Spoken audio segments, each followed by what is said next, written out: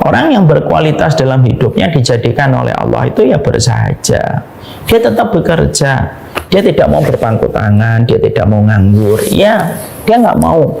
Dia tidak mau berpangku tangan, dia tidak mau nganggur. Tapi ketika dia bekerja, prosesnya dia di dalam bekerja itu tetap memberikan kebersahajaan dengan berbagai macam kewajiban-kewajiban yang dia tunaikan. Istri tetap mendapatkan quality time, anak tetap bisa sholat bersama bapaknya ke masjid. Itu namanya kehidupan yang bersahaja.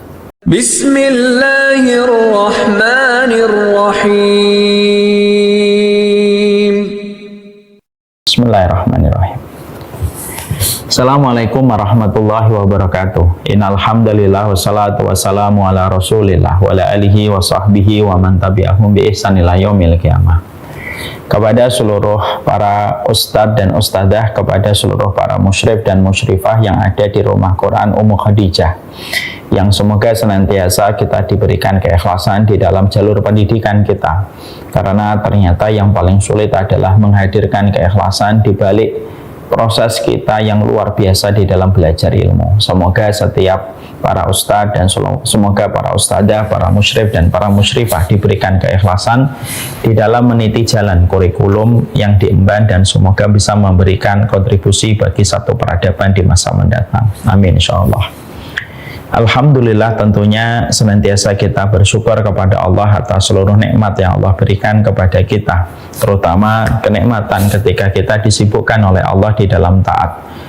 Maka mendapati diri kita disibukkan di dalam taat itu merupakan sebuah kenikmatan yang terkadang tidak kita hitung, karena terkadang mindset kita ketika menghitung nikmat itu hanya berupa masalah finansial, tanpa kita sadari bahwasanya ketika kita disibukkan di dalam taat, maka sesungguhnya kesibukan kita di dalam taat itu merupakan sebuah kenikmatan besar, karena tidaklah seorang hamba disibukkan dalam taat kecuali yang menyibukkan dirinya itu adalah Allah. Mari kita renungi apa yang disampaikan oleh Hasan Al-Basri. Wa min alamati sukhtillah ayushkilahu bima la yanfa. Hasan Al-Basri itu mengatakan di dalam salah satu perkataan beliau bahwasanya salah satu tanda Allah itu tidak cinta, Allah tidak ridho kepada manusia, yaitu ketika manusia itu disibukkan oleh Allah dalam perkara yang tidak bermanfaat. Jadi kalau Allah sudah nggak suka sama manusia, ya Allah biarkan dia dalam perkara yang tidak Allah sukai dan tidak Allah ridhoi. Akhirnya dia pindah dari satu kegiatan kepada aktivitas hanya dalam urusan duniawi ataupun urusan yang tidak mendatangkan manfaat dunia dan tidak mendatangkan manfaat akhirat. Makanya hati-hati dengan scrolling, hati-hati dengan kita sering berselancar, hati-hati ketika kita membuat satu activity di dalam kehidupan, karena itu menunjukkan apakah diri kita dan hidup kita dicintai oleh Allah dan tidak. Siapapun yang disibukkan dalam taat, Allah cinta kepadanya. Siapapun yang tidak disibukkan dalam taat, berarti Allah tidak cinta dan tidak ridho kepadanya. Semoga apa yang kita lakukan malam ini ketika kita dikumpulkan pada waktu jam 8 sampai setidaknya 1 jam ke depan, maka ini menjadikan kita berhusnudzon bahwasanya Allah menyibukkan kita di dalam taat, dan semoga kenikmatan-kenikmatan inilah yang menjadi penyempurna dari kenikmatan-kenikmatan duniawi yang kita dapatkan dan menjadi sebuah investasi pada kebaikan kehidupan kita di negeri keabadian kelak, yaitu kehidupan di akhirat. Semoga kita senantiasa bersyukur atas nikmat kesibukan ini, dan betapa beruntungnya kita kalau disibukkan oleh Allah dalam taat. Siapapun yang dibangunkan oleh Allah di tengah malam memenuhi undangan Allah ketika tahajud, dia beruntung. Siapapun yang memenuhi undangan Allah ketika dia bangun sebelum berkumandang iqamat sholat subuh, maka dia juga mendapatkan keberuntungan. Siapapun yang mereka selalu hadir ketika dipanggil oleh Allah di dalam sholat, dia juga beruntung. Dan siapapun yang hadir setiap ada kajian ilmu dengan ikhlas, dia hadir, dia tulus, tidak mengharapkan apapun dan tidak mendapatkan keuntungan finansial apapun ketika dia hadir di majelis ilmu, maka dia beruntung. Inilah keberuntungan yang membuat kita bersyukur, sebagaimana yang Allah firmankan, "Qul bi fadlillahi wa bi rahmatihi fa bidzalika falyafrahu huwa khairum mimma yajma'un." Katakanlah dengan karunia yang Allah berikan dan rahmat yang Allah goreskan, maka sesungguhnya itu jauh lebih baik daripada semua harta yang dikumpulkan oleh manusia. Dan salah satu keutamaan dari Allah itu apa? Yaitu ketika kita disibukkan di dalam jalan iman. Marilah kita bersyukur atas kesibukan yang Allah berikan kepada kita, kesibukan di dalam taat dan kesibukan pada ibadah dan kesibukan pada jalan ilmu. Amin ya rabbal alamin. Seluruh santriwati yang semoga Allah rahmati dan Allah berkahi, kita tentunya sangat memahami sekali bahwasanya kita ini adalah pelakon kehidupan. Dan ketika kita adalah pelakon kehidupan, kita harus mengerti bahwasanya kita harus memahami tentang karakteristik kehidupan ketika telah menjadi panggung pada kehidupan kita, karena kita pelakon. Kalau ada pemain sinetron, maka dia harus menjiwai perannya ketika memainkan sinetron. Dia harus paham alur ceritanya, supaya setiap peran yang dia mainkan betul-betul dia jiwai. Sama pula ketika kita adalah seorang pelakon kehidupan, ketika kita adalah pelakon kehidupan, maka kita harus betul-betul mengetahui bagaimana panggung kehidupan yang kita lewati. Dan sesungguhnya di dalam panggung kehidupan yang kita hari ini hadapi, kita harus mengerti betul bahwasanya hari ini kita berada pada satu zaman dan satu masa yang disebut dengan materialisme, di mana Rasulullah sudah mengisyaratkan jauh hari sebelum hal itu terjadi. 1400 tahun yang lalu Nabi Shallallahu Alaihi Wasallam sudah mengatakan kepada kita, tidak akan terjadi hari kiamat sampai manusia tenggelam dengan urusan materialisme. Mereka tenggelam dengan urusan duniawi, mereka tenggelam dengan urusan finansial. Dan itulah yang disebut dengan fitnatu akhlas, fitnatu sarra, yaitu fitnah kemudahan sampai mengalirnya rezeki, sampai mengalirnya duniawi dan finansial pada setiap denyut kehidupan kaum muslimin.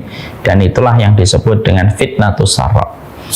Ada fitnatu akhlas, fitnah pertikaian, ada fitnatu sarra, yaitu fitnah kelapangan harta dan duniawi, dan yang ketiga fitnah duhaima, kegelapan yang menyelimuti karena sedikitnya ilmu dan petunjuk. Sampai ketika tiga fitnah ini sudah muncul, barulah muncul yang dinamakan dengan fitnah dajjal. Ketika kita memahami bahwasanya kita itu berada pada kondisi ketika hari ini disebut dengan materialisme, maka tentunya itulah yang menjadikan kita semakin menyadari bahwasanya materialisme ini penyakit dan tidak ada obatnya, kecuali kita harus kembalikan kepada apa yang dijabarkan oleh Allah dan Rasul-Nya. Kita tentunya khawatir ketika materialisme begitu menggurita di dalam kehidupan, ketika setiap manusia sudah menjadi budaknya dunia, dan fitnah dunia mengenai kepada siapapun, baik mereka adalah orang yang alim ataupun yang tidak alim, baik yang dia mengerti ataupun yang tidak mengerti. Ketika fitnah duniawi ini sudah menerpa kepada setiap orang, hampir tak terkecuali kecuali mereka yang diberikan rahmat oleh Allah, inilah yang menjadikan kita paham tidak ada imun yang paling tepat menghadapi fitnah dan gelombang materialisme yang menjerah di dalam kehidupan, kecuali adalah bagaimana kita menata hati kita dan bagaimana kita memanage arti kesyukuran di dalam kehidupan kita. Karena materialisme itu penyakit, kesyukuran itu obatnya. Ya, materialisme itu penyakit, kesabaran itu adalah obatnya. Karena materialisme menimbulkan banyak sekali penyakit-penyakit tanpa kita sadari pada kehidupan kita. Sebagaimana gula itu merupakan komponen satu makanan yang tidak sehat. Apabila masuk pada tubuh kita, dia menimbulkan banyak sekali penyakit yang ditimbulkan dari gula. Bisa mengarah kepada jantung, bisa mengarah kepada kanker, bisa mengarah kepada tumor, dan lain sebagainya. Karena turunan-turunan penyakit dari sebuah makanan instan yang bernama gula itu ternyata tidak sedikit. Sama pula materialisme itu memunculkan banyak penyakit pada kehidupan. Akhirnya orang gemar di dalam menuruti masalah perutnya. Itu juga karena materialisme yang sudah menggurita di dalam kehidupan. Terjadinya banyak perzinahan ketika wanita banyak sekali begitu mudah dia tidak memiliki kehormatan pada dirinya. Ketika dia mendapatkan sekeping duniawi, dia melepaskan sebagian besar dari pakaian dan memperlihatkan auratnya. Itu juga karena mana itu juga merupakan penyakit yang ditimbulkan oleh materialisme. Orang rebutan dengan jabatan, orang rebutan dengan berbagai macam proyek, itu pun juga merupakan penyakit yang ditimbulkan dari sebuah kondisi yang disebut dengan materialisme.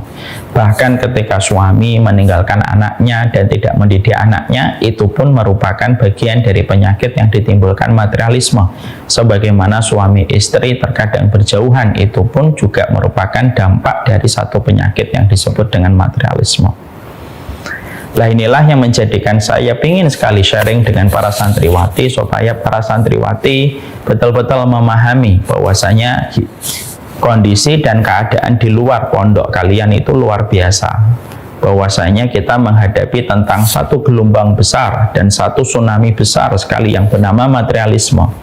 Dan tentunya ketika tsunami materialisme itu betul-betul menggurita, betul-betul nyata di hadapan dan di sekitar kehidupan kita, itulah yang menjadikan kita harus betul-betul paham. Salah satu kunci, salah satu imun untuk menghadapi bagaimana tsunami materialisme yang sudah mendarat di dalam kehidupan kita, yaitu adalah salah satunya menata hati kita di dalam kita bersyukur. Bersyukur atas apapun yang kita peroleh, bersyukur atas apapun yang telah kita dapatkan, bersyukur atas apapun yang hadir pada takdir kehidupan kita, bersyukur atas apa dan kondisi yang kita jumpai dan kita hadapi, karena sesungguhnya ketika kita tidak pernah lelah menata hati, memanage jiwa kita supaya kita bersyukur demi Allah, kesyukuran itu menjadikan kita tidak akan terseret dengan banyak penyakit yang ditimbulkan oleh sebuah kondisi yang disebut dengan materialisme. Itulah yang disebut oleh Nabi dengan fitnatu sarra, yaitu adalah kelapangan, ya, kelapangan di dalam urusan duniawi dan kelapangan di dalam urusan finansial yang luar biasa. Itulah yang menjadikan kita akhirnya ingin mempelajari. Pada kesempatan hari ini kita akan mempelajari tentang banyak sekali poin-poin yang kita harus mengerti tentang arti kesyukuran itu sendiri. Supaya kesyukuran itu kita bisa maknai, kita bisa rasakan getaran dari kesyukuran itu, supaya betul-betul kesyukuran itu bisa memberikan kebaikan, dampak kebaikan di dalam kehidupan kita. Dan itulah yang menjadikan kita pada kesempatan hari ini kita meneruskan part yang kedua, bagaimana kita menata kesyukuran di dalam kehidupan kita ketika kondisi tidak lagi ideal, dengan terbukanya urusan duniawi yang mengalir deras di dalam kehidupan kaum muslimin. Kemarin kita sudah mendapati bahwasanya yang pertama, syukur itu merupakan bagian dari cara kita mencintai kehidupan kita. Karena sesungguhnya orang yang bersyukur itu pada dasarnya dia sedang memberikan kualitas di dalam kehidupan. Syukur itu kalau boleh diibaratkan dengan bahasa yang sangat sederhana, syukur itu kayak filter dia, yang mana mengubah yang kotor menjadi bersih, mengubah yang keruh menjadi bening. Itulah kesyukuran. Makanya Allah menyampaikan pada surat An-Naml ayat 40, wa man syakara fa innama yashkuru li nafsih. Siapapun yang dia bersyukur sebenarnya dia sedang bersyukur kepada dirinya sendiri. Artinya di dalam surat An-Naml ayat 40 Allah ingin menegaskan kepada kita bahwasanya kesyukuran itu bukan sekedar dia itu ibadah yang tidak bisa dirasakan manfaatnya dan feedbacknya langsung di dalam kehidupan kita. Tidak. Tetapi syukur itu ditegaskan oleh Allah di dalam ayat tersebut bahwasanya siapapun yang dia bersyukur kepada Allah sebenarnya dia sedang bersyukur kepada dirinya sendiri. Sehingga tidak salah kalau syukur itu merupakan self-love yang terbaik pada kehidupan manusia. Cara kita mencintai kehidupan kita bukan membandingkan kehidupan kita dengan kehidupan temanmu dan kehidupan sahabatmu. Tapi cara kita mencintai kehidupan kita adalah ketika kita mensyukuri setiap pencapaian yang Allah berikan kepada kita dan mensyukuri setiap takdir yang Allah takarkan pada kehidupan kita. Tidak usah membandingkan diri kita dengan siapapun. Karena apa? Semakin kita membandingkan, semakin kita tidak mencintai diri kita. Tetapi semakin kita membuka kelapangan hati kita untuk menerima apapun yang Allah berikan pada kehidupan kita, karena kita yakin takdir Allah tidak pernah keliru, takdir Allah tidak pernah salah. Maka betul apa yang Allah sampaikan di dalam surat An-Naml, siapapun yang bersyukur fa innama yashkuru li nafsi, sesungguhnya dia bersyukur kepada dirinya sendiri. Itulah cara kita mencintai diri kita. Itulah yang dimaksudkan oleh Imam Ibnu Qayyim. Kenapa ketika kita iri hati lalu tercampur dengan hasad? Iri hati dan hasad itu menjadi dosa besar. Kenapa dia tidak terkategori pada dosa kecil? Tapi kenapa iri hati dan hasad itu terkategori dosa besar? Karena ketika kamu iri hati dan hasad kepada apa yang dicapai orang lain, kenapa terkategori dosa besar? Karena secara langsung ketika kamu hasad, benci, melihat kenikmatan yang didapatkan sama orang lain, dan kamu merasa kenikmatan itu kamu yang lebih pantas mendapatkan kenikmatan itu, berarti kamu secara langsung telah menuduh Allah tidak becus di dalam mengatur setiap kenikmatan, sampai ada orang yang salah mendapatkan kenikmatan itu hanya karena kenikmatan itu tidak datang pada kehidupan kita. Dulu tuh pertanyaan saya dulu suka bertanya, kenapa kok hasad itu dosa besar? Bahkan sampai Nabi mengatakan sesungguhnya dosa hasad bukan hanya sekedar dosa hasad, tapi mampu untuk menghapuskan amal kebaikan. Ketemu jawabannya dari perkataan Imam Ibnu Qayyim.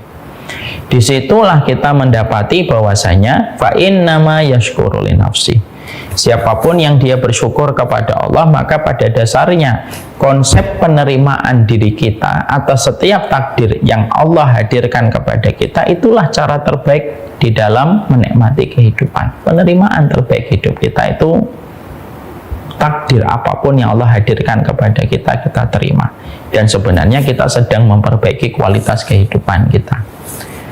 Persoalan demi persoalan, konflik demi konflik yang terjadi biasanya karena timbul pada konsep tidak adanya penerimaan pada diri kita. Tidak adanya penerimaan pada diri kita terhadap setiap takdir, terhadap setiap takaran yang Allah berikan pada kehidupan kita. Itulah yang menunjukkan ketidakcintaan kita kepada kualitas kehidupan kita. Makanya bersyukur itu hal yang luar biasa. Makanya cahaya yang memancar orang yang bersyukur tidak akan pernah sama dengan cahaya yang memancar ketika orang belum bersyukur kepada Allah. Itu tidak akan pernah sama. Ya, karena apa? Karena sesungguhnya tidaklah mereka bersyukur kecuali disertai dengan pertambahan dari Allah Subhanahu wa Ta'ala, dan tidaklah orang yang kufur terhadap nikmat yang Allah berikan itu kecuali mereka terancam dengan bayang-bayang adab. Ya, bayang-bayang adab itu gimana? Kita dibayang-bayangi dengan mendung saja menjadikan suasana gelap, apalagi dibayang-bayangi dengan azab.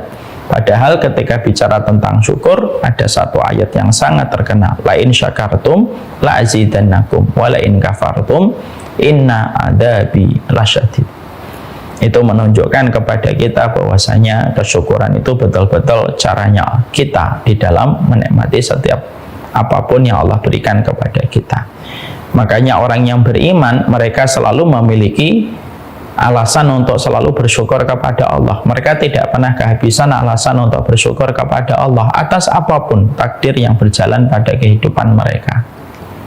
Sebagaimana kita mendapati Abu Kilabah, walaupun dia dalam kondisi buta, walaupun dia dalam kondisi buntung, kakinya cacat, tetapi dia masih bisa bersyukur dan mengatakan di dalam tahmidnya. Apa bentuk tahmidnya? Mungkin para santriwati masih ingat tahmidnya Abu Kilabah. Nah, kalau lupa saya ingatkan. Maka tahmidnya Abu Kilabah itu adalah Alhamdulillahilladzi faddalani ala katsirin mimman khalaqa tafdila. Segala puji bagi Allah yang telah memberikan kepadaku penciptaan kepada fisikku di atas rata-rata. Ketika ucapan ini diucapkan Abu Kilabah, ketika dia mengatakan, ya Allah, maha pujian kepada Engkau yang telah menciptakan aku dengan penciptaan di atas rata-rata manusia yang lainnya. Maka agak sedikit ganjal, bukan? Ketika seorang Abu Kilabah yang buta, yang buntung, yang kakinya cacat, tapi bersyukurnya dengan mengucapkan zikir yang sebenarnya secara kacamata awam itu agak janggal karena tidak sesuai dengan realita. Ya Allah, segala puji bagimu atas segala penciptaan yang engkau utamakan kepada diriku di atas penciptaan yang lain. Padahal buta, tangannya buntung, kakinya cacat. Ketika Abu Kilabah ditanya, kenapa engkau berdoa dengan doa semacam itu, padahal realitanya itu tidak sesuai dengan apa yang kamu ucapkan, dan itu janggal gitu. Maka Abu Kilabah memiliki 1000 alasan. Beliau mengatakan kepada yang bertanya dengan pertanyaan itu, bukankah Allah mampu mengirimkan halilintar untuk menyambarku dan aku mati? Iya, tetapi Allah tidak mengirimkan halilintar kepadaku untuk menyambarku hingga mati. Bukankah Allah bisa mengirimkan kepadaku ombak yang besar yang datang dari laut dan menyeretku ke tengah lautan dan mematikan aku di antara binatang laut yang buas? Iya, tapi Allah tidak melakukan itu. Bukankah Allah bisa membelah bumi menjadi 2 lalu aku terperosok di dalamnya dan aku dihimpit dengan bumi itu? Lalu orang itu mengatakan, iya bisa, tapi Allah tidak melakukan itu. Lalu apa yang menghalangi aku untuk bersyukur ketika semua itu tidak Allah lakukan kepada diriku di dalam hidupku? Inilah yang disebut dengan eagle view. Inilah yang disebut dengan eagle view. Bagaimana cara memandangnya itu begitu jauh, sehingga dia tidak pernah mendapatkan tembok yang membatasi cara pandang dia ketika melihat segala sesuatu. Sehingga apa? Betul, orang beriman itu tidak pernah kehabisan alasan untuk bersyukur kepada Allah, karena itulah self love yang Allah berikan pada hidupnya. Wa man syakara fa innama yashkuru li nafsi. Sehingga ketika kita ingin bertanya tentang gimana ya tandanya orang itu bagaimana tandanya orang itu mencintai dirinya, kalau dia selalu punya alasan untuk bersyukur atas apapun yang dia dapatkan. Walaupun dia belum punya motor, maka dia punya alasan. Walaupun dia belum punya motor, padahal dia menginginkan motor, dia bisa mendatangkan alasan yang lain. Oh, mungkin saya belum punya motor, kalau saya punya motor mungkin saya akan tabrakan. Oh, saya belum punya motor supaya saya lebih sehat ketika berjalan. Oh, saya belum punya motor karena mungkin kalau saya punya motor nanti saya belum bisa mengelola emosi saya ketika berkendara. Akhirnya dia tetap merasa bersyukur walaupun cuma motor, walaupun dia tidak bisa mendapatkan motor. Ketika dia belum punya suami, misalkan para santriwati, ada yang langsung menikah ketika tamat, ada yang perjalanannya untuk menikah cukup panjang gitu. Lalu dia merasa bahwasanya, oh saya belum punya suami karena Allah memberikan kepadaku kesempatan berbakti kepada ibu dan bapak. Oh, saya belum diberikan suami ketika sudah tamat karena supaya saya lebih dekat kepada santri-santri yang saya ajar di pondok-pondok setelah saya menyelesaikan hafalan saya. Oh, saya belum diberikan suami karena Allah menginginkan saya supaya tambah belajar, supaya matang, dan supaya ketika saya matang belajarnya, nanti di dalam rumah tangga kalau ada konflik, ilmu saya bisa menyelesaikan konflik-konflik itu. Apapun kondisi dan apapun keadaan, dia selalu menilai ada banyak sisi untuk tetap bersyukur kepada Allah. Bukankah itu merupakan hal yang paling indah pada kehidupan? Makanya apa yang salah ketika Allah menyampaikan bahwasanya wa man syakara fa innama yashkuru li nafsi. Barang siapa yang dia bersyukur, pada dasarnya dia sedang bersyukur kepada dirinya sendiri, dan itulah cara kita mencintai diri kita. Kalau ada di antara kalian para santriwati lalu mendapati kondisi-kondisi tidak ideal yang menimpa kepada kalian, kondisinya tidak sesuai planning, kondisinya tidak sesuai harapan, tetapi kalian tetap mendatangkan banyak alasan bersyukur walaupun tidak sesuai dengan planning dan harapan serta estimasi, fix kalian telah menjadi orang yang betul-betul bersyukur dan lapang di dalam konsep hidupnya. Tapi kalau ada di antara kita yang tidak bisa memberi alasan terindah atas takdir yang berjalan pada kehidupan kita, berarti kita belum bersyukur kepada diri kita dan belum mencintai diri kita. Makanya sering-sering dibuka surat An-Naml 40, wa man syakara fa innama yashkuru li nafsi. Siapapun yang dia bersyukur, maka pada dasarnya dia sedang bersyukur kepada dirinya sendiri. Dan itulah yang kita harus mengerti, bahwasanya syukur itu memberikan kepada kita kualitas pada diri kita, bahwasanya kita tidak akan terseret dengan irisan-irisan materialisme, kita tidak terseret dengan hasad, kita tidak terseret dengan penyakit-penyakit materialisme.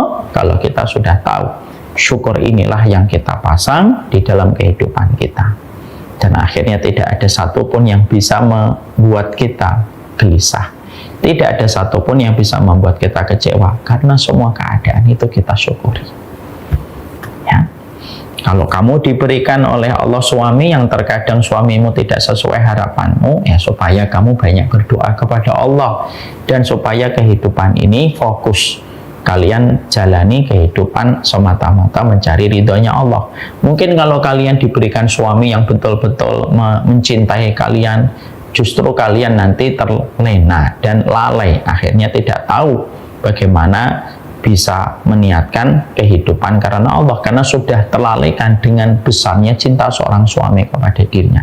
Selalu ada alasan untuk bersyukur kepada Allah atas apapun kondisi dan takdir yang Allah berikan di dalam kehidupan kita. Ini yang kita harus paham. Yang kedua yang telah kita bahas pada kesempatan yang lalu adalah sesungguhnya tentunya kita paham syukur itu tidak menjanjikan kuantitas, tetapi syukur itu memberikan kepada kita kualitas.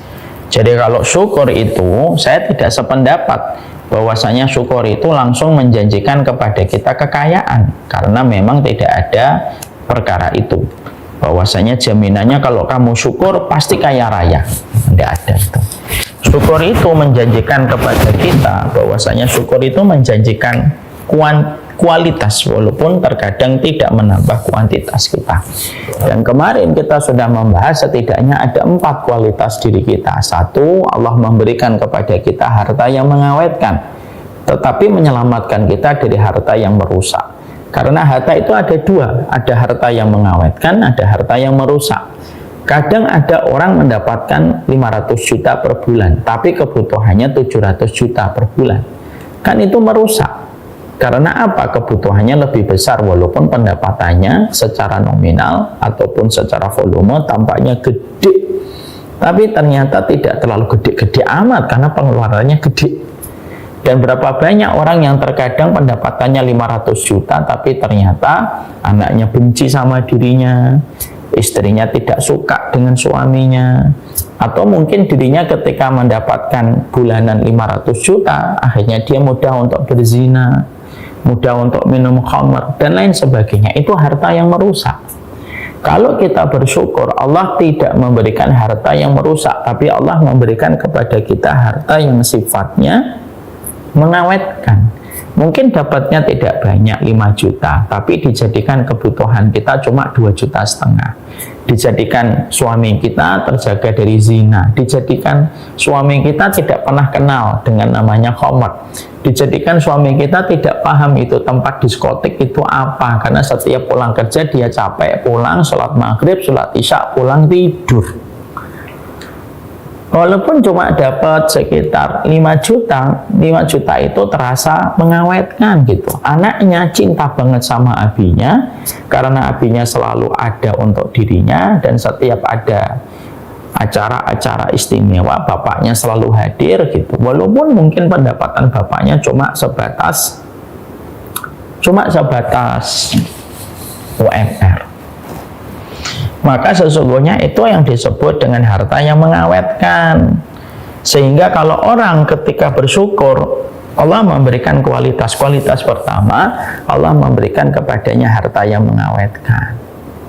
Pernah nggak? Saya pernah jumpai ya, ada orang mendapatkan warisan nilainya puluhan miliar, tapi dalam sekejap habis dan raib. Tapi ada orang yang terkadang meninggalkan warisan mungkin tidak terlalu banyak, tapi harta warisannya itu masih ada di seputar anak-anaknya dan masih muter-muter dalam kebaikan. Walaupun mungkin antara harta warisan yang pertama dan yang kedua berbeda sekali. Mungkin salah satunya disebabkan karena kita terkadang lupa ada harta yang mengawetkan, ada harta yang merusak. Ada harta yang mengawetkan, ada harta yang merusak. Jangan hanya fokus meminta kepada nominalnya, tetapi mintalah kepada sifat harta yang mengawetkan. Karena kualitas hidup yang kedua itu, yang pertama itu harta yang mengawetkan. Itulah yang kita harus paham. Contoh nih, saya moga-moga ini bukan karena apapun ya, tapi saya cuma ngasih contoh. Saya itu sering takjub, saya itu sering kagum gitu. Ada salah satu AC di rumah saya dulu yang saya beli sekitar hampir 15 tahun yang lalu.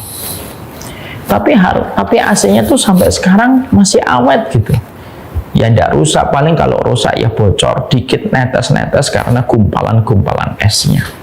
Tapi masih kepake, masih awet gitu. Karena saya ingat betul dulu ketika membelikan itu, salah satunya karena ibu datang ke rumah kita, lalu saya berniat memuliakan beliau. Saya hanya satu niatnya, ingin memuliakan beliau supaya kalau tidur tidak kepanasan saat itu di Pamulang. Dan itu ternyata sampai sekarang itu ya masih bisa kepake. Dan itu merupakan salah satu di antara hal yang kita bisa petik menjadi sebuah pelajaran dengan korelasi yang tadi kita sampaikan. Ada harta yang mengawetkan, ada harta yang merusak. Dan kalau kita bersyukur, maka sesungguhnya Allah memberikan kepada kita harta yang bersifat mengawetkan. Yang kedua, dijadikan kita itu apa kualitas hidupnya? Dijadikan kita bersahaja di dalam kita memaknai kehidupan. Kita tetap bekerja, kita tidak pengangguran, kita tidak mengangkut tangan. Tapi ketika kita bekerja, kita tetap realistis bahwasanya kita tidak ngoyo nyari dunia terus-menerus.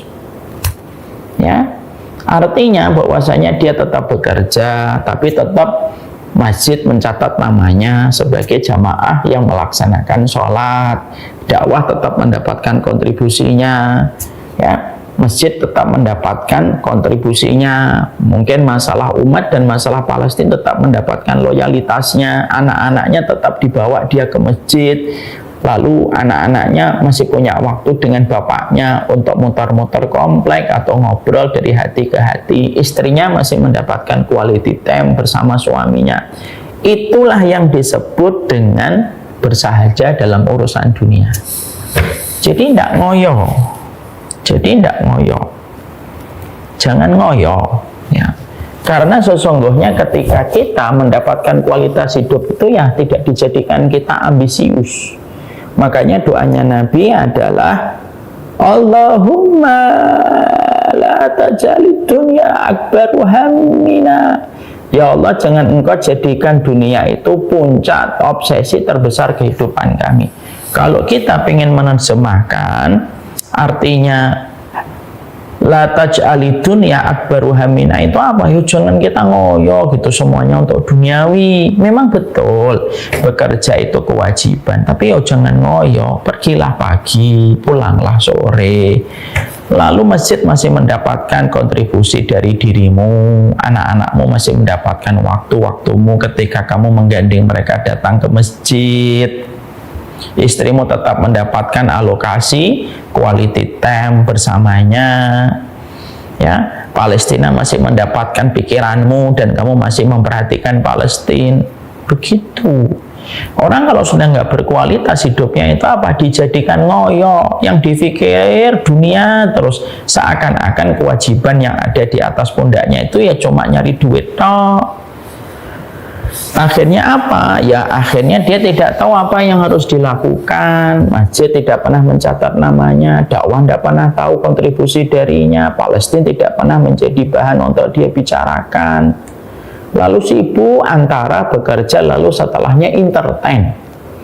Kerja, entertain, kerja, entertain, kerja, entertain. Makanya dulu sempat ada sebuah jargon di masyarakat Jakarta, work hard, play hard. Ya sudah, kerja yang maksimal, setelah itu hiburan maksimal. Nah, itu termasuk salah satu di antara karakteristik orang yang tidak berkualitas hidupnya di hadapan Allah. Ya, di hadapan Allah tidak berkualitas. Orang yang berkualitas dalam hidupnya dijadikan oleh Allah itu ya bersahaja. Dia tetap bekerja. Dia tidak mau berpangku tangan, dia tidak mau nganggur. Ya, dia nggak mau. Dia tidak mau berpangku tangan, dia tidak mau nganggur. Tapi ketika dia bekerja, prosesnya dia di dalam bekerja itu tetap memberikan kebersahajaan dengan berbagai macam kewajiban-kewajiban yang dia tunaikan. Istri tetap mendapatkan quality time, anak tetap bisa sholat bersama bapaknya ke masjid. Itu namanya kehidupan yang bersahaja. Yang ketiga, bahwasanya ketika bersyukur itu kualitas hidupnya itu apa? Bahwasanya kualitas hidup kita itu yang ketiga dijadikan pikiran kita itu tidak menghitung-hitung dunia terus. Kalau orang itu sudah tidak berkualitas, dijadikan pikirannya itu jama'a malau wa adada, jama'a malau wa adada. Hitung terus, akhirnya apa? Zikirnya kepada saldo lebih banyak daripada zikirnya kepada pemberi saldo. Zikirnya kepada rekening lebih banyak daripada zikirnya kepada pemberi rekening.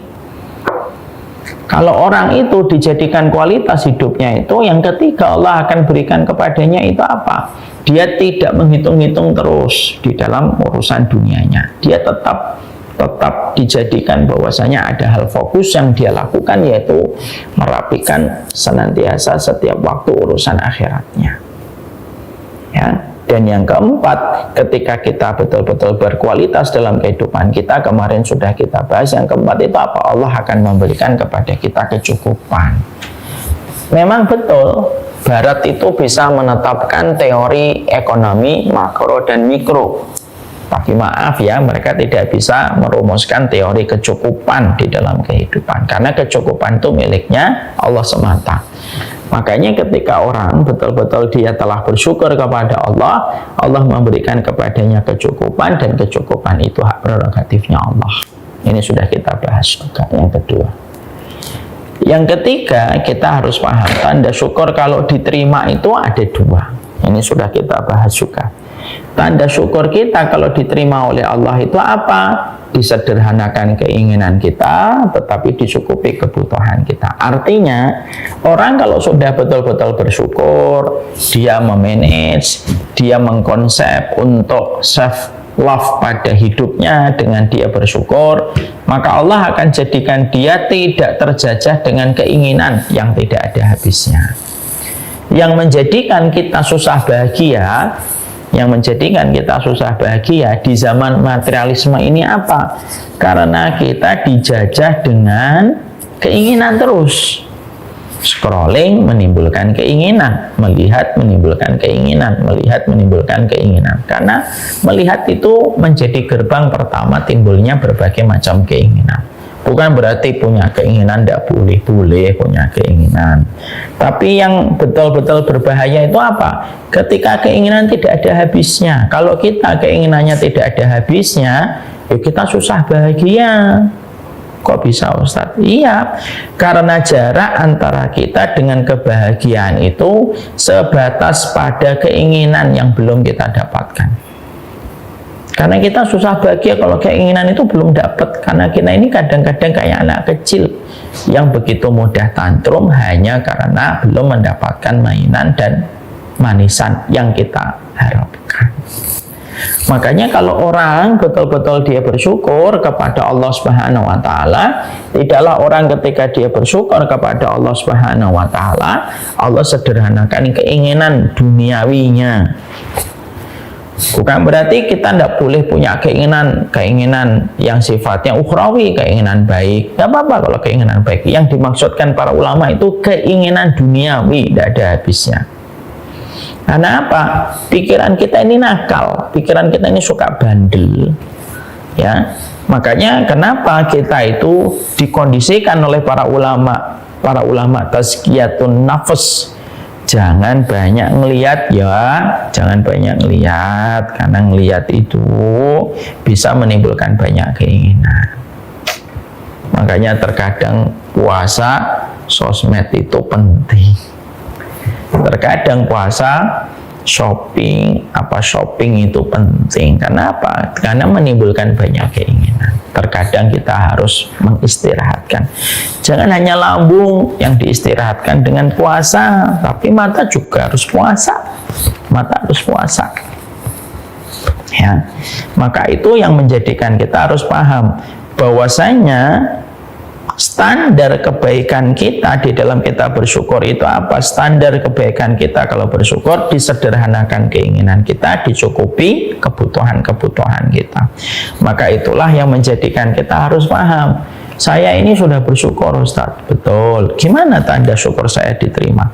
Tanda syukurmu itu diterima sama Allah, yaitu ketika semakin engkau disederhanakan keinginan duniawinya. Gak banyak-banyak, ya tetap punya keinginan duniawi, tetapi ya normal aja. Tidak dijadikan terus keinginan duniawinya gitu, tapi dicukupi kebutuhannya. Maka siapapun yang dicukupi oleh Allah kebutuhannya, tetapi disederhanakan keinginan duniawinya, maka akhirnya kita gampang bahagia. Kan saya sudah sering mengambil sebuah analogi dan sebuah kias yang gampang. Kenapa anak kecil itu mudah bahagia? Karena keinginannya itu ya sederhana. Keinginan anak kecil itu apa sih? Makan cilok, ketemu ibunya, mainan yang harganya 10.000, 50.000, 100.000. Kalau makan sudah ada makanan, kalau minum sudah ada minuman. Sesederhana itu. Mereka belum mau BPKB, belum mau dia. Kenapa mereka belum mau BPKB? Ya karena belum punya keinginan untuk itu. Mereka belum ingin untuk mendapatkan mungkin sertifikat gitu. Tidak kepingin dia. Belum pikirannya belum sampai kepada perkara itu. Akhirnya karena anak-anak itu tidak punya macam-macam keinginan hidupnya, nggak sampai BPKB, nggak sampai sertifikat, apartemen di lantai 27, karena belum punya keinginan macam-macam. Makanya anak-anak itu kan gampang bahagia. Ya. Anak-anak itu gampang bahagia. Ya paling tantrum juga masalah mainan, tapi setelah itu selesai dan dia mudah kembali tersenyum. Maka itulah yang menjadikan kita memiliki sebuah analogi sederhana. Allah itu kalau menerima syukurnya kita, jadi kalau Allah itu menerima syukurnya kita itu yang tidak ribet gitu loh bagi Allah. Kalau Allah terima syukurnya kita, Allah menjadikan kita sederhana gitu di dalam keinginan. Ketika kita sederhana di dalam keinginan, mudah bahagia, gampang kita bahagia, mudah lapang kita. Sehingga ketika kita akhirnya mudah lapang di dalam kehidupan kita, nah itulah yang menjadikan kehidupan kita itu terasa lapang ketika kita mudah bahagia dan dicukupi segala kebutuhan-kebutuhan yang ada pada kehidupan kita. Itu sudah kita paham, ya. Yang berikutnya kita sudah membahas yang keempat, bahwasanya syukur itu setidaknya ada dua. Ada syukur yang reguler, ada syukur yang premium. Syukur yang reguler itu adalah ketika kita bersyukur pada sesuatu yang banyak. Nah itu syukur yang reguler. Wajar wong memang nikmatnya banyak ya kita bersyukur. Tapi syukur yang betul-betul premium itu syukur kepada sesuatu yang sedikit. Makanya Ali bin Abi Thalib pernah ditanya dan pernah menjelaskan arti takwa. Gimana arti takwa itu? Arti takwa itu sederhana. Ketika kamu mendapatkan rezekinya sedikit, tapi kamu tetap menghadapi rezeki yang sedikit itu sepenuh hati, selapang jiwa, walaupun rezekinya dikit. Ketika mengucapkan tahmid alhamdulillah, getaran hatinya dan jiwanya sama ketika dia juga mengucapkan alhamdulillah ketika mendapatkan mungkin 5 juta. Ucapan tahmidnya ketika mengucapkan alhamdulillah antara syukur 50.000 dan syukur 100.000 itu menjadi betul-betul antara 50.000 dengan 10 juta sama getarannya. Kenapa? Ya karena dia tidak menuntut bahwasanya dia akan betul-betul bersyukur ketika banyak. Tidak. Bagi dia itu bukan masalah sedikit atau banyaknya, tapi dia menghargai siapa yang memberi. Ya, saya ulang kembali, moga-moga kita ngerasa. Bagi orang yang betul-betul sudah jatuh cinta sama Allah, bukan masalah 50 ribunya atau masalah 10 jutanya. Bagi dia itu siapa yang memberi, itulah yang menimbulkan getaran pada hatinya.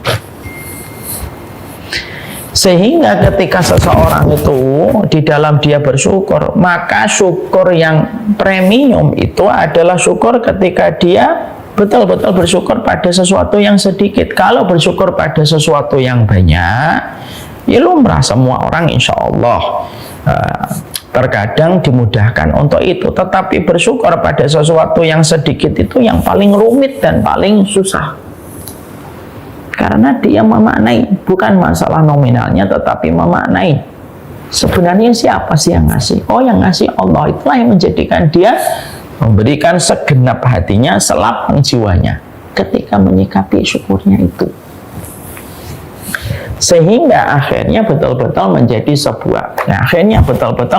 sebuah kelapangan di dalam hidupnya. Sehingga akhirnya apa? Bersyukur kepada sesuatu yang banyak, pada syukur yang sedikit. Kita ini kadang-kadang, maaf ya, kadang-kadang karena mungkin pengaruh-pengaruh materialisme yang ada pada kehidupan kita, kadang-kadang kita itu baru bersyukur kalau jumlahnya banyak, dan kita merasa tidak usah bersyukur kalau jumlahnya dikit. Kalau ada yang tiba-tiba ngomong,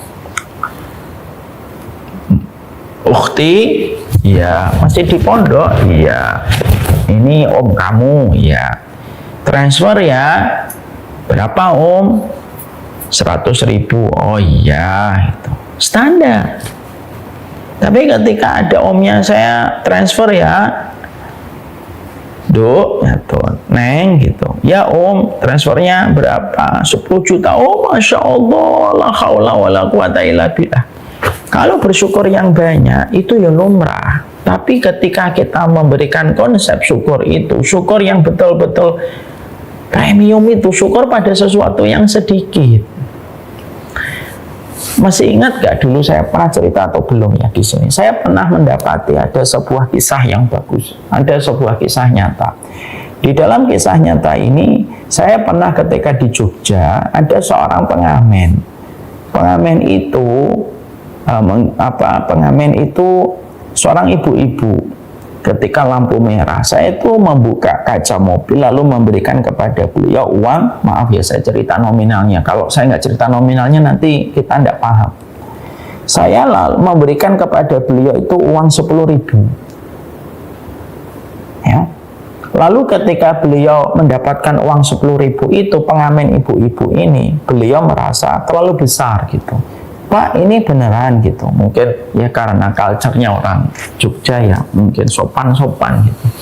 Beliau mengatakan, Pak, ini nggak kebesaran gitu. Enggak Bu, gitu. Saya nggak punya kembalian. Nggak usah kembalian. Nggak usah kembalian Bu, gitu. Maka ketika saya mengatakan tidak usah kembalian, maka saya mendapati lampu itu sudah hijau. Akhirnya saya jalan. Ketika saya jalan, maka saya sempat melihat di dalam spion mobil saya. Di spion mobil saya itu, saya melihat ibu itu membawa uang 10 ribunya itu sembari dicium gitu. Dicium uang 10 ribu itu, senang banget. Maaf ya, saya tidak membicarakan hukum mencium uang, enggak itu ya point of view-nya. Tapi yang saya ingin untuk ambil menjadi sebuah pelajaran itu apa? 10 ribu bisa dicium dan bisa disikapi dengan nikmat gitu. Bukankah itu hal yang mahal hari ini? Kalau orang mencium cek yang di dalamnya 2 miliar, wajarlah ceknya itu 2 miliar. Orang mencium jamnya itu harganya 2 miliar, ya wajarlah jamnya 2 miliar. Tapi kalau ada orang gitu, ada uang 2.000 terus dicium masih disyukuri gitu. Bukan masalah menciumnya ya, tapi konsep dia bersyukur ketika 2.000 itu karena dia tahu yang ngasih 2.000 itu Allah, itu yang paling mahal. Makanya perkataan Ali itu asyukru bil qalil. Asyukru bil qalil itu bersyukur terhadap sedikit. Kenapa? Karena orang kalau sudah betul-betul bersyukur, Dia tidak lagi terlalu memperdulikan nilai volume dan nilai harta itu. Karena yang paling penting bagi dia itu yang ngasih siapa. Yang ngasih siapa? Oh, yang ngasih Allah. Itu yang lebih penting bagi dia. Sehingga dia bisa memberikan kesyukuran yang sangat luar biasa besar ketika dia mendapatkan itu dari Allah Subhanahu wa Ta'ala. Sehingga disitulah kita harus mengevaluasi masing-masing kita. Oh, yang harus kita evaluasi apa sih Ustadz? Yang kita evaluasi itu syukur kita ini. Jangan hanya bersyukur yang banyak, tetapi yang betul-betul kita harus syukuri itu apa? Yang harus kita syukuri itu adalah, berapapun yang kita peroleh, itulah yang kita berikan segenap hati kita dan selapang jiwa kita ketika kita teringat siapa yang memberi nikmat itu di dalam kehidupan kita. Ini yang kita harus paham. Yang kelima sekarang kita bahas. Yang kelima yang juga kita harus mengerti di dalam konsep kita, di dalam bersyukur para santriwati yang semoga kalian selalu dijaga betul hatinya oleh Allah Subhanahu wa Ta'ala. Yang kelima, di dalam kita bersyukur kepada Allah Subhanahu wa Ta'ala, maka di dalam kita bersyukur itu ada 3 pernak-pernik yang kita harus pahami supaya menjadikan konsep di dalam kita bersyukur itu maksimal. Gimana itu di dalam cara kita, di dalam memperhatikan pernak-pernik di dalam kita bersyukur kepada Allah Subhanahu wa Ta'ala? Maka setidaknya ada 3 hal yang harus kita perhatikan di dalam menata hati kita pada kesyukuran kita. Apa 3 perkara itu? 1, kalau kita bersyukur kepada Allah, maka sesungguhnya cara kita bersyukur kepada Allah itu yang penting yang harus kita perhatikan itu apa? Menambah ketaatan. Makanya ada perkataan yang sangat terkenal di antara para ulama terdahulu.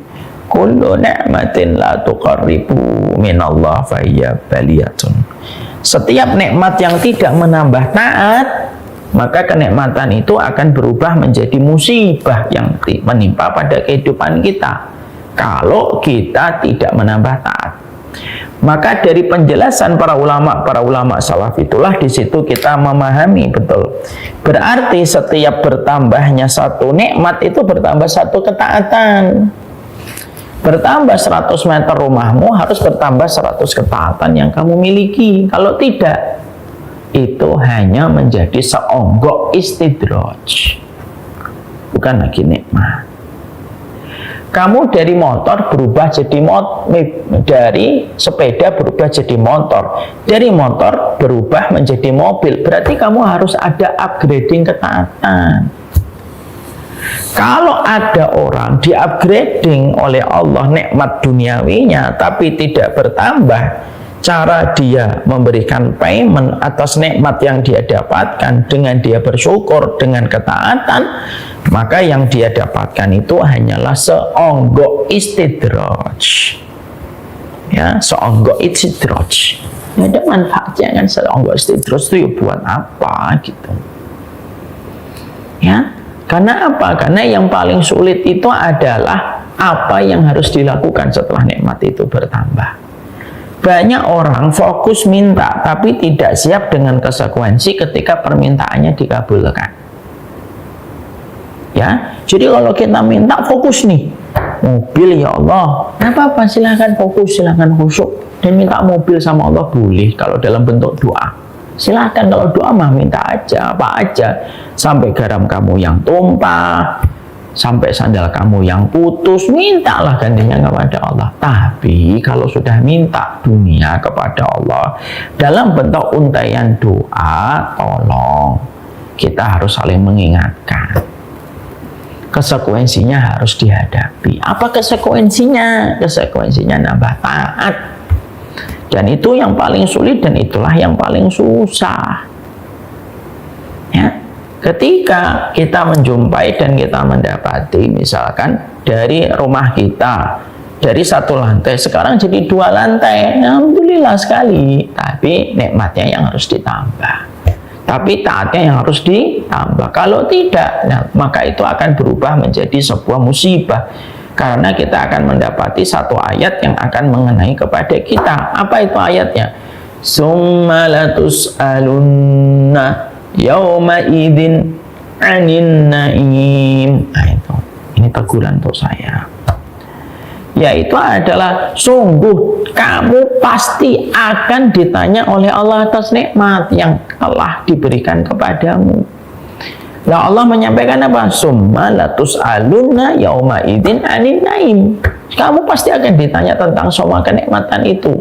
Dan tidaklah setiap bertambahnya nikmat, tidak bertambahnya ketaatan hanya menjadi bahan interogasi dan penyidikan kita nanti di pengadilan Allah. Jadi setiap nikmat yang tidak menambah ketaatan kita hanya berubah menjadi bahan penyidikan untuk kita manusia di dalam pengadilan Allah. Dan itu akan jadi musibah besar. Ya, itu akan menjadikan kita memahami bahwasanya dalam kehidupan yang semacam ini kita harus mengerti. Berarti di dalam konsep kita bersyukur kepada Allah itu apa? Dia nambah taat. Santriwati ketika dulu tiba-tiba kalian nanti sudah tamat, diberikan oleh Allah kemudahan. Kemudahan itu ketika kita peroleh ada selalu konsekuensinya. Kalau ada orang yang berkata begini, tidak ada makan siang gratis, betul itu? Betul. Dalam arti yang sangat luas. Tidak ada makan siang gratis. Tidak ada kenikmatan gratis, itu tidak ada. Tidak ada kenikmatan gratis. Nah, terus gimana cara paymentnya, cara pembayarannya? Nambah taat. Nambah taat itu multi efek. Jadi nambah taat memperbaiki kehidupan nanti di akhirat, menambah pahala kita. Kalau bertambahnya pahala semakin besar poin kita mendapatkan rahmat. Di sisi yang lain, ketika kita taat, maka sesungguhnya ketaatan itu yang juga menjadikan kita nikmatnya itu tidak akan berubah menjadi sebuah tragedi. Ya, saya tanya kepada seluruh yang hadir di sini para santriwati, apa yang terjadi kalau kalian terus memberikan gula kepada tubuh kalian? Pagi minum manis, siang mikon manis, terus makan yang manis-manis. Nah, manis-manis itu kan nikmat kan? Tapi kalian tidak mau bergerak, malas bergerak, tiduran, tidak mau jalan, tidak mau olahraga, tidak mau berkeringat gitu. Maka tumpukan gula itu akan sangat merusak tubuh kita. Merusak tubuh kita. Kenapa? Ya kenikmatan yang kamu dapatkan tidak siap dengan konsekuensinya. Itu pula yang kita dapatkan bahwasanya dalam kehidupan kita berinteraksi sama nikmat itu begitu. Berinteraksi terhadap setiap kenikmatan yang Allah berikan di dalam kehidupan kita itu adalah tidak ada makan gratis, tidak ada makan siang gratis. Artinya tidak ada nikmat yang kita peroleh itu gratis. Lah cuma payah cara kita membayarnya itu apa? Ya bertambahnya ketaatan kita. Jangan ditahan, berikan kepada orang lain. Jangan ditahan harta itu, jangan ditahan. Terus yang kita ingatkan pula bahwasanya kita ini harus betul-betul menambah ketaatan. Karena sekali lagi tidaklah kita mendapatkan nikmat yang terjadi pada kehidupan kita lalu tidak ada ketaatan, kecuali itu akan menjadi seonggok istidraj yang Allah hadirkan pada kehidupan kita. Dan siapa yang bisa melihat ini istidraj dan ini nikmat? Hanyalah Allah.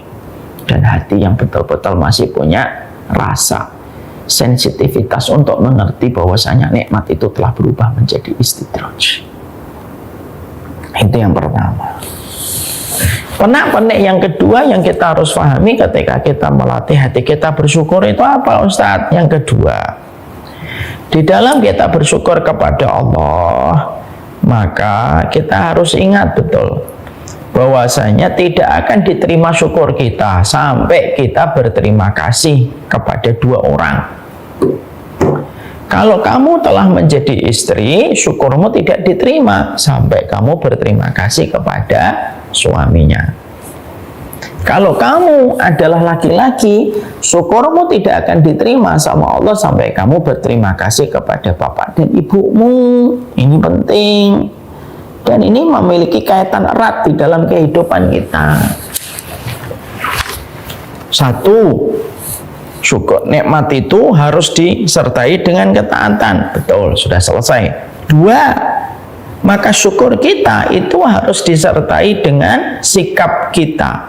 Kalau kita adalah laki-laki, maka ketika kamu laki-laki, syukurmu tidak akan diterima sampai kamu berterima kasih kepada bapak dan ibumu. Anishkurli wali walidaika. Di dalam surat Luqman Allah berfirman, bersyukurlah kalian kepadaku dan bersyukur kepada orang tuamu. Kenapa Allah menggandingkan syukur kepada Allah dengan syukur kepada orang tua? Kata Ibnu Abbas, karena syukur kepada Allah, Allah tidak ada hajat menerima syukurnya manusia sampai dia berterima kasih kepada orang tuanya dulu, baru nanti syukurnya melesat ke atas langit. Bersyukur tanpa berterima kasih kepada orang tua bagaikan panah tanpa busur, tidak akan naik ke langit, nggak bisa naik ke langit. Makanya kalau ada orang dia mengatakan saya sudah bersyukur, saya sering ngaji, saya sudah sholat sunnah, tahajud saya panjang, tapi ternyata dia menjengkelkan ibu dan bapaknya, menjadikan sedih, menjadikan ibu dan bapaknya itu meneteskan air mata. Bapak dan ibunya saling menggenggam tangan ketika mereka merasa prihatin dengan perbuatan anaknya. Syukur kita menjadi masalah. Syukur kita tidak diterima sama Allah. Makanya Allah lalu menyampaikan kepada kita, anishkurli wali walidaika. Bersyukurlah kepadaku dan kepada orang tuamu. Dan digandingkan itu oleh Allah Subhanahu wa ta'ala. Kenapa itu digandingkan oleh Allah? Karena kaitannya erat dan tidak bisa dipisahkan selama-lamanya. Makanya Allah menyampaikan kepada kita dalam surat Luqman ayat 14 tadi, sehingga akhirnya kehidupan kita tuh kalau mau bersyukur itu sama orang tua dulu. Makanya kalau ada di antara kita kok nanya, Ustadz, iya saya sudah banyak bersyukur sama Allah, taat saya sudah bagus, ibadah saya perbaiki gitu. Tapi ternyata ketika kamu melakukan itu semuanya, ternyata kamu tidak memperhatikan poin bagaimana kamu berterima kasih kepada ibu dan bapakmu, ya susah. Makanya kamu harus diruqyah, surat Luqman ayat 14. Ya. Makanya betul, santriwati ini kalau bersyukur mendapatkan rezeki setelah tiba-tiba nih kalian menang atau kalian mendapatkan rezeki entah bagaimana caranya gitu. Kalian tiba-tiba ngajar di luar, tiba-tiba ada satu keluarga sayang sama kalian, lalu kalian dikasih hadiah. Maka yang kalian lakukan apa? Yang kalian lakukan itu adalah pada saat itu menambah taat, sebagaimana yang pertama tadi kita bahas. Yang kedua, langsung telepon ibunya, telepon bapaknya. Alhamdulillah Pak, saya tiba-tiba dapat rezeki. Bahkan kalau bisa langsung ngasih hadiah. Pertama kali kalau dapat nikmat itu langsung ngasih hadiah ibu dan bapaknya dulu. Ibu mau daster ya, saya belikan daster gitu. Walaupun ibu kita nanti pasti bohong dan berkata, ndak usah nak, dasternya ibu masih bagus-bagus. Padahal sudah sobek-sobek. Kenapa? Karena saking ingin memberikan kepada kita, saking pengen untuk tidak merepotkan kita, orang tua itu rela menggigit pahitnya empedu supaya kamu bisa makan enaknya hati. Itulah orang tua. Telepon pertama kali, ya Allah Bu, saya dapat rezeki, tiba-tiba ada yang ngasih saya 5 juta Bu. Nanti ujung telepon maknya ngomong, Luna kamu kok bisa dapat 5 juta nak? Iya Bu, entah gimana beliau ternyata pengen ngasih hadiah. Ya sudah, ibu pengen apa? Nggak pengen apa-apa, pasti ngomongnya gitu. Nggak pengen apa-apa nak gitu. Kalau nggak pengen apa-apa, tak beliin daster ya mak gitu. Ya udah, terima kasih. Itu syukur kamu langsung diterima sama Allah. Pak, bapak kan motornya sudah lama sering masuk ke bengkel, Ini 5 juta yang 1 juta untuk servis motornya ya Pak gitu. Ya Allah nak gitu. Nggak usah nak gitu. Nggak apa-apa Pak, saya ada rezeki gitu. Dan di situ biasanya syukur kita langsung melesat ke atas langit. Jadi itu kita harus mengerti. Makanya surat Luqman ayat 14 itu betul-betul harus kita pahami dengan baik. Dan ayat itu tuh memberikan kepada kita konsep yang benar di dalam kita bersyukur. Supaya kita itu tidak bingung dalam kita bersyukur. Karena bersyukur itu cara terbaik menyikapi zaman materialisme. Makanya kita di dalam kita bersyukur macam itu. Walaupun mungkin orang tua kita tidak tega, tidak usah nak. Bahkan terkadang banyak orang tua kita itu kadang-kadang kita kirim, "Ma, saya kirim ya Ma, 3 juta ya Ma." Lu kamu berapa nak? Ya udah 2 juta dah cukup itu. 3 juta pun masih dipakai untuk mereka sedekah atas nama kita. Kadang-kadang bagi sama tetangga gitu. Ini rezeki anak saya. Alhamdulillah dapat rezeki gitu. Itulah orang tua. Makanya kalau kita dalam kehidupan kita, di dalam kita bersyukur, kita nggak pernah menempatkan ibu dan bapak kita dengan sebaik-baik tempat ketika kita ingin menata kesyukuran kita kepada Allah, syukur kita ini terganggu, syukur kita tidak akan maksimal. Maka bersyukurlah gitu. Yang kedua itu, utamakan orang tuamu dulu, utamakan orang tuamu dulu, utamakan orang tuamu dulu. Karena apa?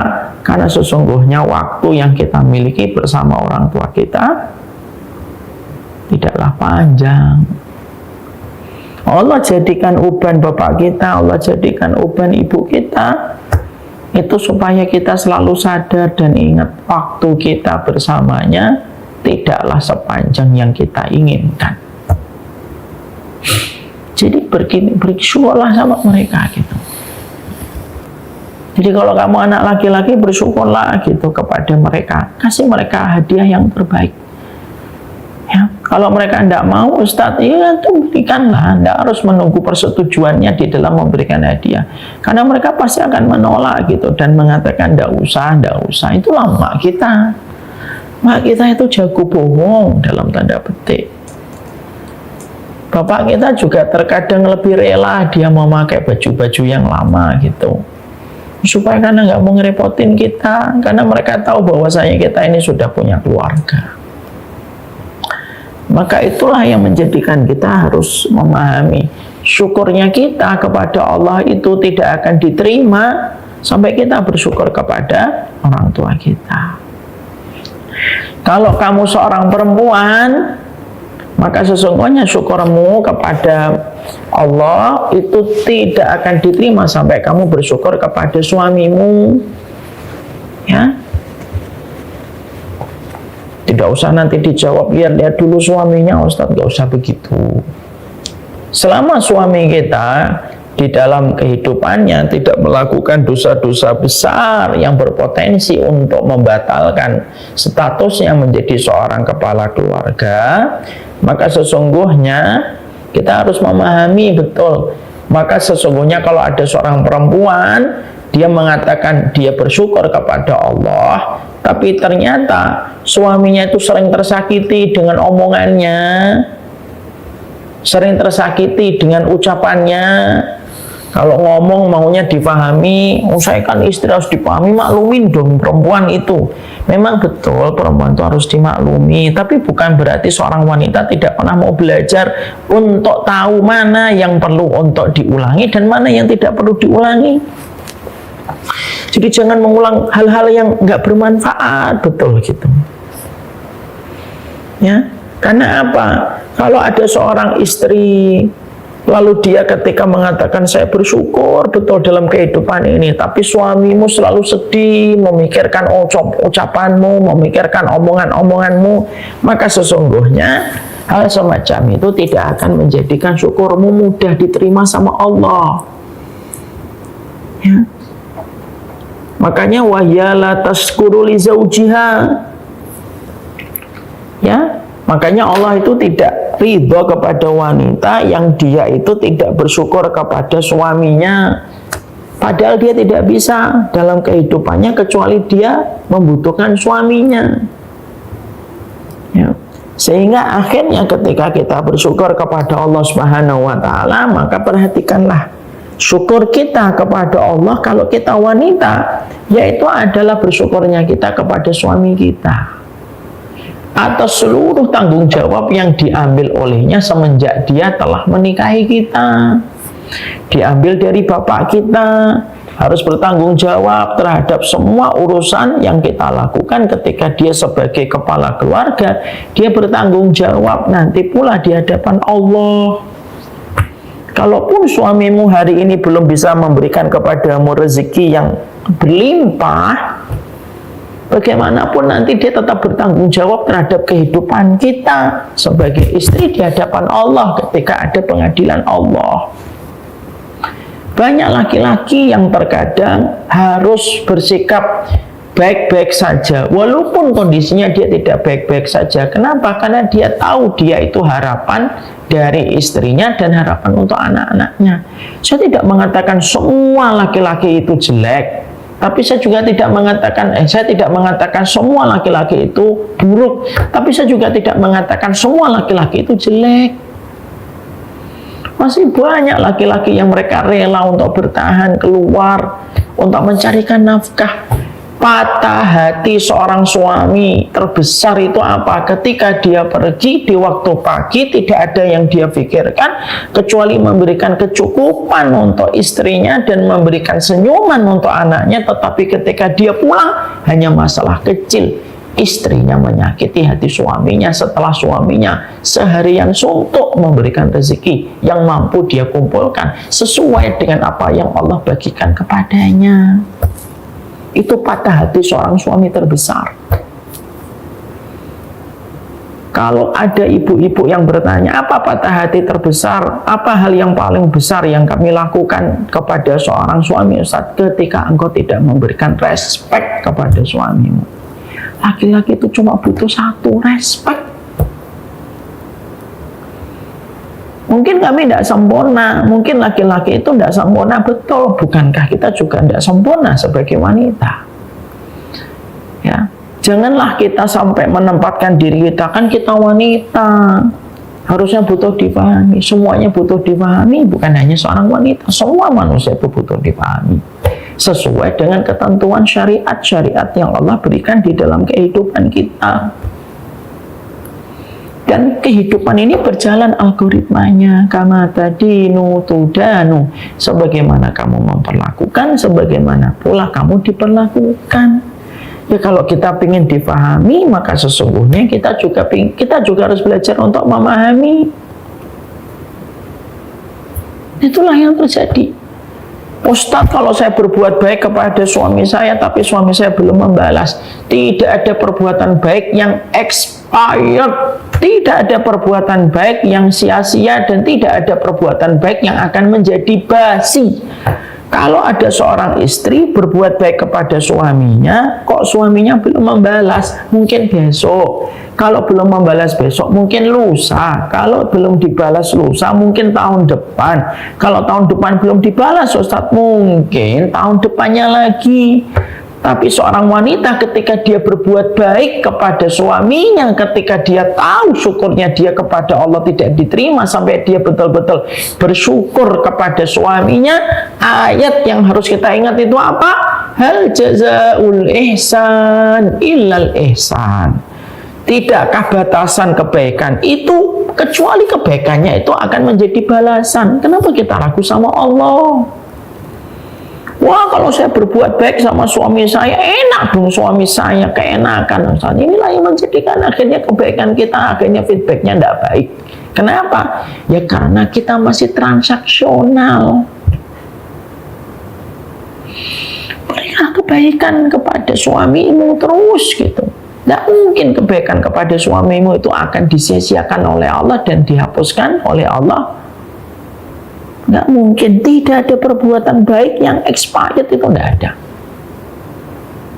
Ya, maka itulah yang menjadikan kita harus mengerti. Kalau kamu mengetahui ilmunya, bahwasanya syukurnya saya sebagai wanita tidak akan diterima sampai saya betul-betul berusaha berterima kasih semampu saya kepada suami saya, ternyata suami saya belum membalas apa yang saya lakukan, ya sudah, besok dibalas. Besok belum, nanti pekan depan. Pekan depan belum, nanti bulan depan. Tapi pasti selalu dibalas. Penyakitnya manusia itu apa? Ragu terhadap setiap balasan. Ketika balasan itu terkesan lambat ketika datang kepadanya, lalu dia meragukan yang diperintahkan oleh Allah. Janganlah lambatnya satu hasil menjadikan kita ragu terhadap perintahnya Allah. Kenapa? Karena memang terkadang Allah melambatkan tentang satu hasil supaya kita dilihat sebatas mana kesabaran kita kepada Allah. Cium tangan suaminya, bukan masalah dia pantas atau tidak pantas dicium, enggak, karena kita tahu bahwasanya di balik kita mencium tangan suami kita, nanti ada pintu surga yang sudah mulai Allah hadirkan untuk kita. Dan begitulah cara kerjanya yang Allah tetapkan bagi kehidupan kita. Mau kita terima tidak terima, itulah kehidupan yang Allah terapkan, supaya kita paham, supaya kita mengerti. Yang ketiga, pernak-perniknya kita di dalam kita bersyukur itu apa? Yang kita harus perhatikan di dalam kita bersyukur. Yang ketiga, kalau kita bersyukur kepada Allah, perhatikanlah di dalam kita bersyukur kepada Allah Subhanahu wa ta'ala, perhatikanlah jangan sampai kita tidak berterima kasih kepada orang. Jangan sampai kita tidak berterima kasih kepada orang yang pernah membidani kebaikan yang lahir di dalam kehidupan kita. Ya. Makanya ketika kita ketika ada hadis Rasulullah SAW mengatakan kepada kita, man lam yashkurinas lam yashkurillah, siapapun yang belum bersyukur kepada Allah, manusia yang berbuat baik kepadanya, maka sesungguhnya dia tidak mampu berterima kasih sama Allah. Artinya, berterima kasih sama orang yang pernah membidani kebaikan yang lahir dalam hidupmu. Guru yang ngajarin kamu, syukur. Ya, tetangga mungkin yang pernah bantuin kamu, orang yang pernah mengulurkan tangannya ketika kamu pertama kali ke Jakarta, atau orang yang membantumu ketika kamu kuliah, semuanya ingat kebaikan mereka. Lalu, kalau kamu tidak bisa merogoh kantongmu untuk memberikan rezeki kepadanya, panjangkan lidahmu untuk mendoakan kebaikan dia. Ya. Jangan sampai kita lupa tentang ini. Karena apa? Karena sesungguhnya, kata para ulama, kalau kamu sama manusia saja tidak mampu bersyukur, apalagi kepada Allah yang tidak kelihatan oleh kasat mata. Bersyukurlah kepada Allah. Dan bersyukur kepada Allah itu dimulai dengan kita bersyukur kepada orang yang pernah memberikan kebaikan untuk kita. Siapapun itu, gurumu, ustadzmu, tetanggamu, siapapun itu, syukur. Kadang-kadang sekarang itu banyak sekali orang belajar gitu, tapi Masya Allah gitu, tidak memberikan rasa syukurnya kepada setiap orang yang mengajari dirinya. Maka bersyukurlah. Kalau ada orang yang pernah membantumu dulu ketika kamu sedang merintis bisnis, kamu tidak punya modal, dia memberikan bantuan, ingat kebaikan itu, ingat, demi Allah, ingat kebaikan itu. Kalaulah dirimu tidak bisa mengingat orang yang pernah berinvestasi kebaikan di dalam hidupmu, sesungguhnya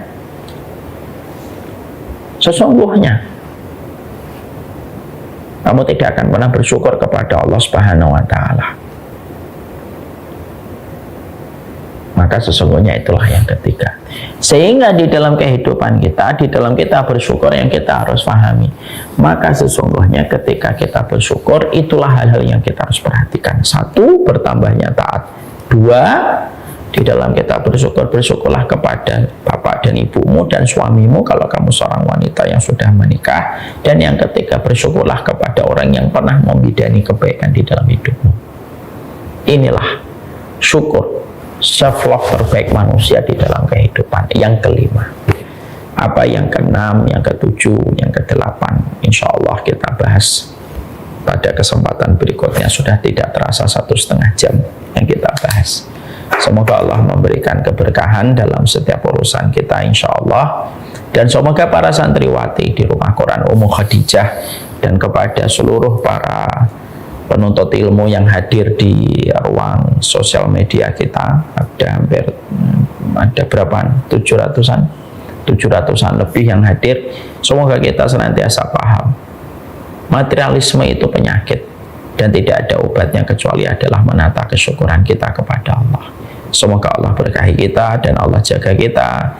Doakan kami di dalam setiap kebaikan. Senang berjumpa dengan kalian semuanya.